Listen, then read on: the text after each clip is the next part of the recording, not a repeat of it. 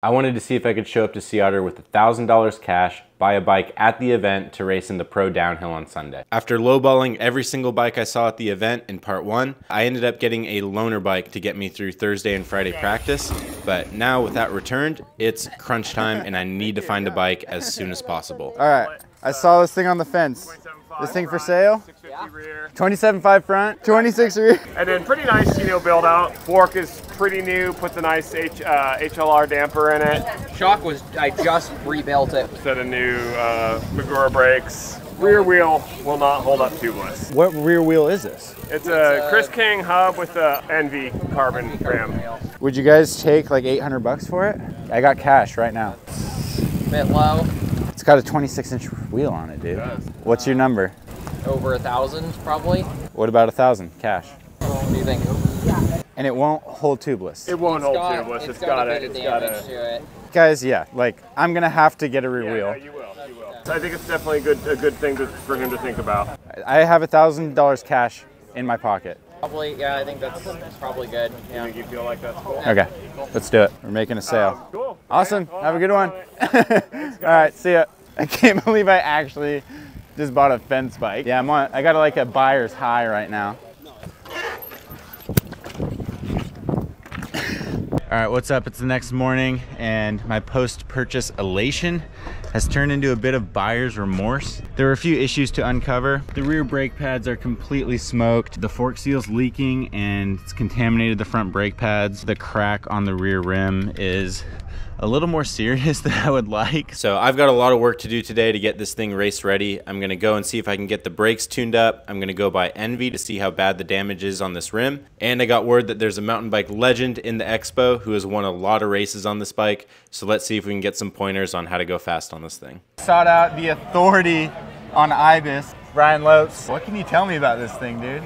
You know, when this bike first came out, it's kind of at the beginning of me racing enduro. The very first world enduro race, which was in Italy, I had this bike to choose from and the Ripley, like Ibis's 29er right at the beginning.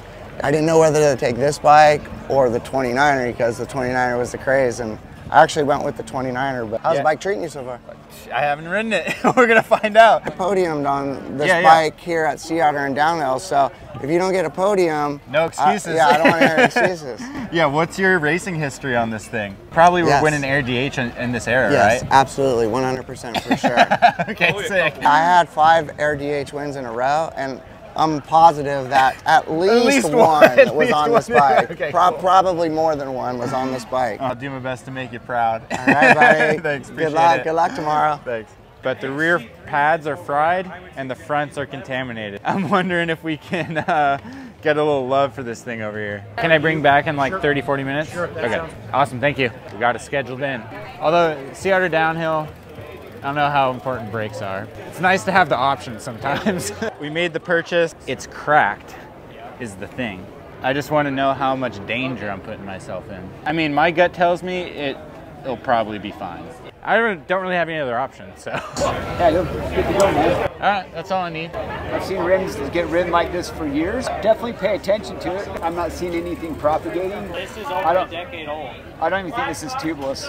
An old AM with the extra laminate, which would have been like the original NV DH or all mountain rim. Probably has a wicked 23mm internal. Sounds good to me. Now our road wheels are wider. Yeah, I know, it's crazy. Times have changed. Sweet, dude. The downhill bar, you know, we're at the Sea Otter Downhill, so we need the max stiffness. 40 mil rise, right? Yeah. These bars are sick. Thank you. Appreciate it.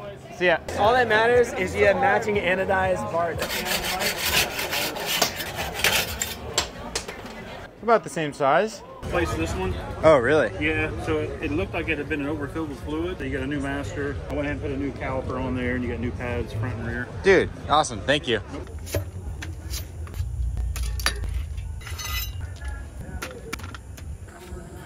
All right. I'm gonna try and stuff this thing with spacers because the bike feels incredibly linear. No bands in here. Where do the bands go? It's in the positive chain, but in the negative. That's the positive, that's the negative. I'm gonna put them all in the positive. And we're off to the races, quite literally. That's about 28% sag. That honestly feels way better. Finally got this thing dialed in, and I heard there's a sunset sesh going on, so we got to check it out. This thing pedals really good. We got a mulch jump out here. Yeah. Oh! Every once in a while. Oh!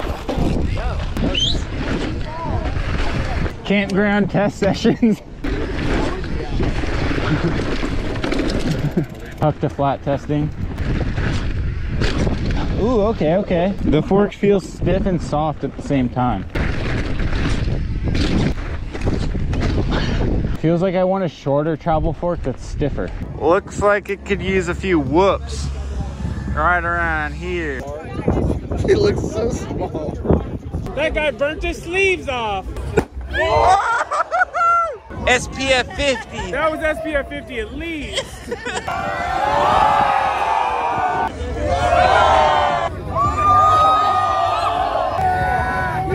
All right, good morning, people. It's race day. After a little bit of testing last night, I realized that my crank setup is not gonna cut it. The oval chainring has almost no life left in it, and every bump I hit seemed to throw the chain. Throwing the O chain on, just had to go on a little side mission to get the right tool to get this ancient BB off. The larger chainring should allow me to pedal all the way down the hill. Maybe the O chain helps keep the chain on. It's happening. On my way up to the downhill track for pro practice. This is the first race I've done in a year, and before that it was almost a year before that. Kind of had a nasty string of injuries, so I'm gonna try and keep the nerves down, have a good time. Hard to take it too seriously when I'm riding this thing. It's been a while since I've been at a race. The vibe's kind of serious up here. Woo! All right, here we go.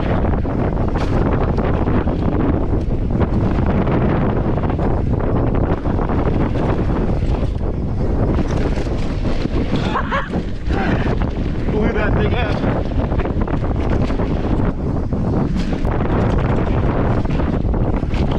A little off-rhythm action for you. Oh, dude.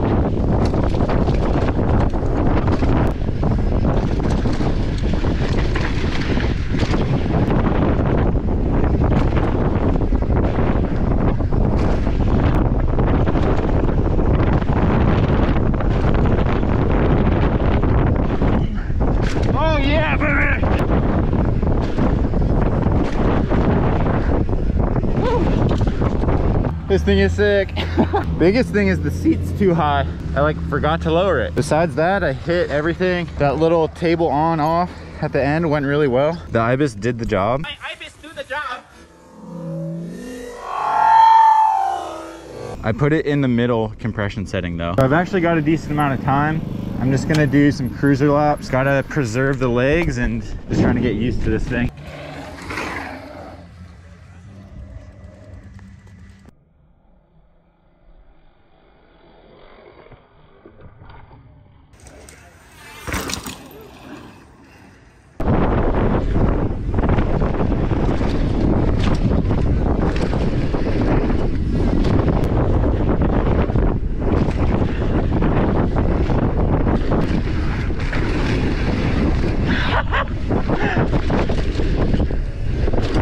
These little bikes are flickable, I'll tell you what.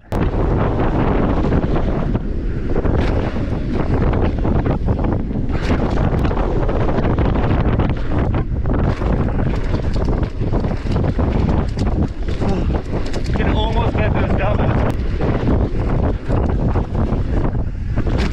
Sick! Dude, put me on the team. You're on the team. Want to do a chiller? Yeah.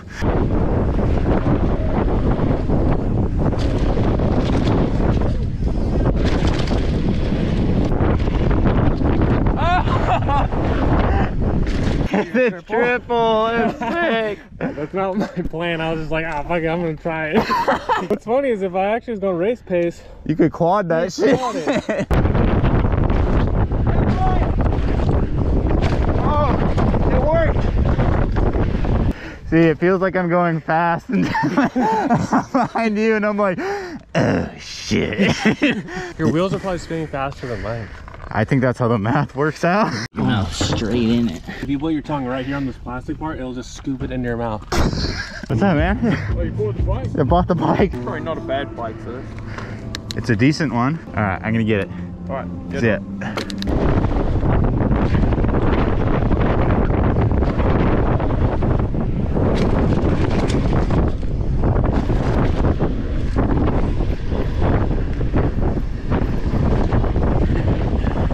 All right, last practice run done. That last one was really good. I feel like I figured a few things out and this bike's feeling good. So I'm about to line up and stage for race runs. It's time to do the thing. The vibes at the top of the start gate are a bit serious. Got some pre-race jitters. It's happening. My hands are getting sweaty. 4, 3, 2, 1, go. Let's go.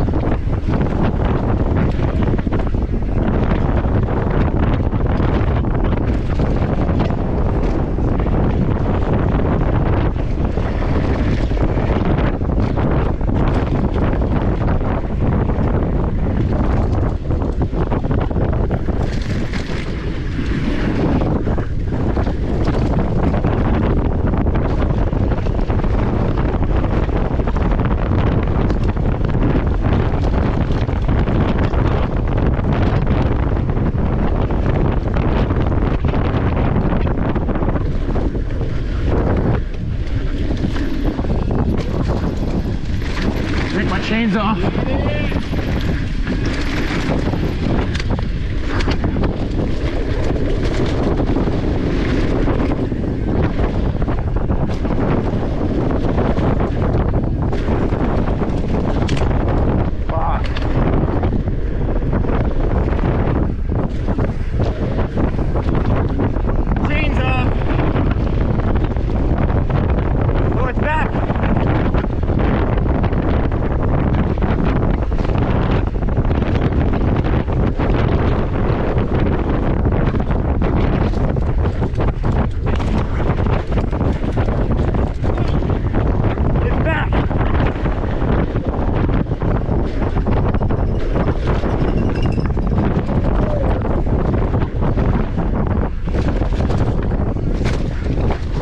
No!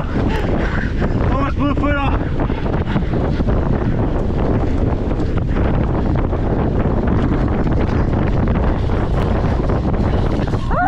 Preston Robbins comes through with the 216. Eric Knowles also with the 216 out of Mammoth Lakes.